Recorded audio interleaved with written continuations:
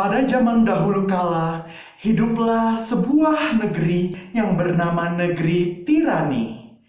Di negeri Tirani ini memiliki tanah yang subur dan juga gembur yang ditanami oleh masyarakatnya berupa padi-padian dan juga umbi-umbian. Tanah ini berwarna coklat dan juga sangat subur sekali. Jadi mereka hanya cukup menanam padi-padian dan umbi-umbian tanpa lauk pauk yang lain. Dan rasanya memang sudah terkenal sangat enak tanpa yang lain.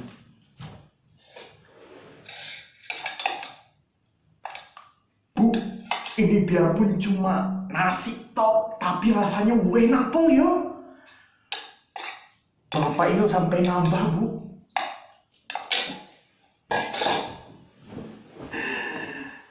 Iya toh Pak, ini loh memang masakannya di sini memang enak semua.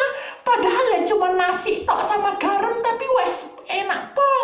Lagi pula tetangga sebelah juga dan negara sebelah itu suka ngambil beras dari kita toh Pak, dan juga umbi-umbinya. Begitulah masyarakat Tirani yang selalu menyanjung hasil pertanian mereka berupa nasi-nasian dan padi-padian. Tetapi pada suatu hari, paceklik pun menyerang negeri mereka. Paceklik dan juga kemarau panjang menyelimuti negeri Tirani ini sehingga tanahnya menjadi kering kerontang. Ya Allah, padi dan ubi-ubiku sudah tiada. Bagaimana aku bisa mendapatkan penghasilan dan juga bisa makan? Mereka semua bingung atas kejadian ini. Tetapi mereka lupa. Mereka hidup berdampingan dengan negeri pro-inflamasi. Di mana negeri ini dipimpin oleh pro-inflamasi dan juga bakteri, virus, dan juga jamur-jamur serta parasit yang suka hinggap ke bumi. Mereka lihat bumi Tirani yang kering kerontang, mereka pun mengambil ide. Sebut saja pemimpinnya adalah Pak Koro.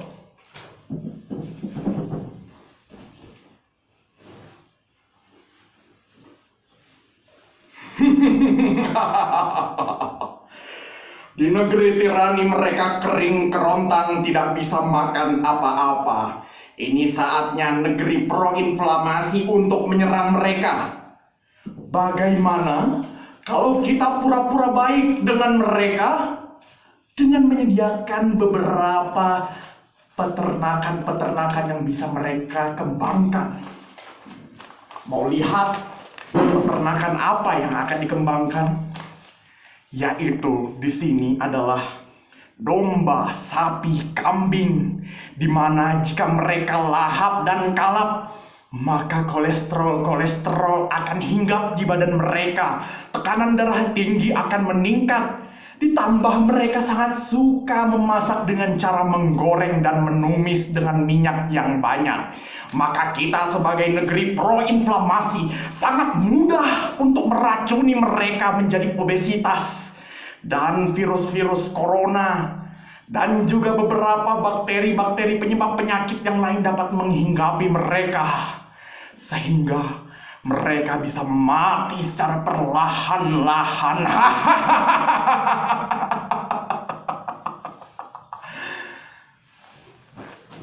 Begitu jahatnya negeri pro-inflamasi itu. Mereka mengiming-imingi negeri Tirani dengan tanah yang subur dan ditumbuhi dengan rerumputan. Tetapi rerumputan itu khusus untuk makan makanan dari kambing, sapi, domba, yang mana mereka sudah injeksikan dengan lemak yang tinggi. Ditambah negeri Tirani itu suka sekali makan makanan yang digoreng dan ditumis dengan minyak yang banyak. Sampai akhirnya pada negeri Tirani itu semua orang akhirnya menjadi obesitas. Perut mereka membuncit. Dan akhirnya mereka banyak yang sakit. Memang benar mereka itu adalah negeri yang tentram. Lihatlah, mereka menjadi obesitas. Dan obesitas ini adalah santapan lahap dari negeri proinflamasi. Negeri proinflamasi itu sangat senang dengan orang-orang yang obesitas. Ditambah dengan tekanan darah yang tinggi dari penduduk tirani, kolesterol yang tinggi, HDL yang rendah, gula darah mereka juga tinggi. Ini membuat mereka semuanya menjadi sakit.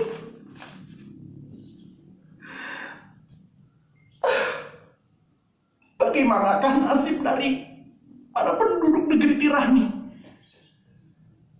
Tetapi mereka beruntung. Mereka memiliki pemimpin bernama Pak Gemblong. Pak Gemblong memiliki dasar tenaga kesehatan. Dia pernah berkuliah sebagai tenaga gizi.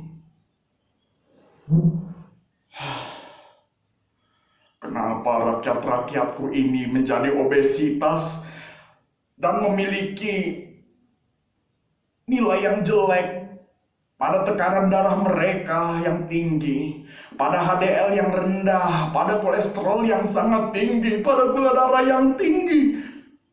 Aku tidak bisa diam. Aku harus menemukan cara karena aku memiliki dasar kesehatan sebagai tenaga gizi. Ini sebenarnya adalah keuntungan untukku. Bagaimana aku bisa menyingkirkan bekas-bekas dari negeri proinflamasi yang sengaja meracuni rakyat-rakyatku yang menjadi obesitas. Ini benar-benar tidak bisa aku biarkan.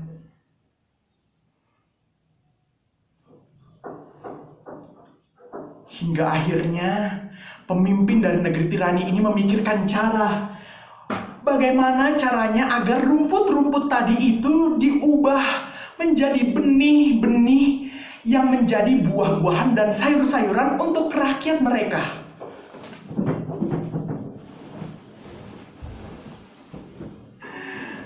Akhirnya Pak Gemblong memikirkan cara bagaimana dia mengambil benih-benih yang bisa ditumbuh-tumbuhkan dengan buah-buahan dan sayur-sayuran yang bermanfaat bagi rakyat negeri tirani. Dia menanam dengan sendiri, hanya sendiri. Dia sangat bersemangat agar menyembuhkan rakyatnya. Sebagai tenaga kesehatan juga tenaga gizi, dia memberikan beberapa penyuluhan bagi negeri tirani.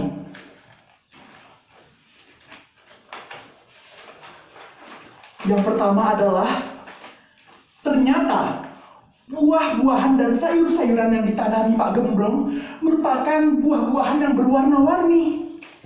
Lihat.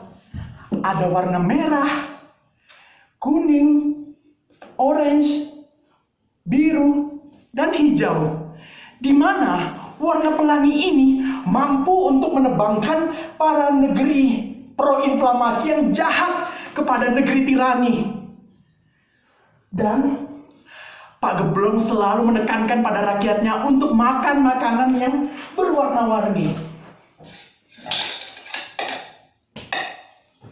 Wah, ternyata makan sayur-sayuran itu juga enak ya, Bu.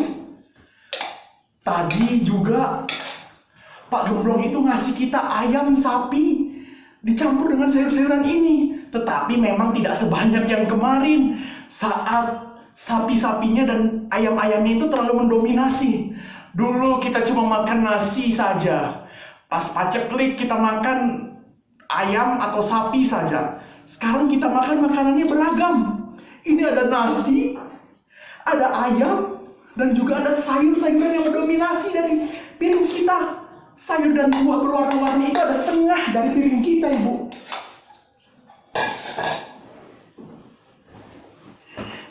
Iya, Pak. Benar sekali. Beruntung kita punya pemimpin kayak Pak Gemblong. Ternyata dia pernah kuliah sebagai ahli gizi, sehingga kita memang diberikan nasihat-nasihat yang cocok untuk kita. Ya Bu, Pak Gemblong itu memang luar biasa.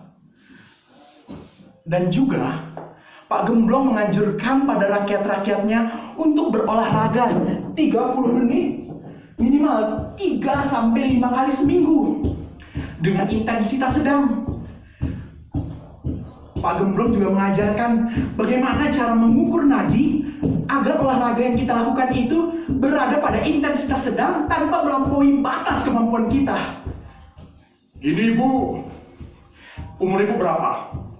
45 tahun. 220 kurang 45. Nah, itu Ibu kalikan dengan 70%. Nanti hasilnya itu adalah denyut nadi maksimal Ibu saat melakukan intensitas sedang. Sebaiknya cukup di range situ saja, di jarak situ saja, agar Ibu tidak terlalu kelelahan dan kita mampu membakar lemak maksimal, agar kita bisa mengalahkan negeri proinflamasi itu. Iya.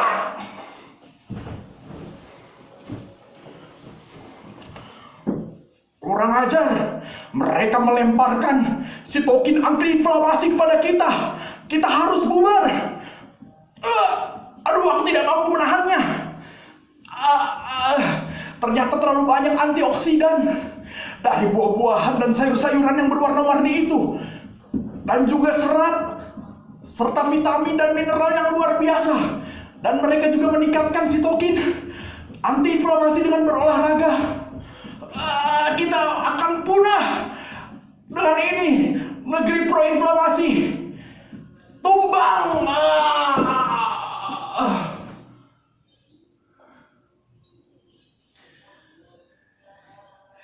Akhirnya negeri tirani pun berbahagia. Dan mereka pun bisa hidup dengan status gizi yang normal tanpa lagi obesitas dan memiliki tekanan darah yang rendah, kolesterolnya pun rendah, HDL meningkat, gula darah pun menurun.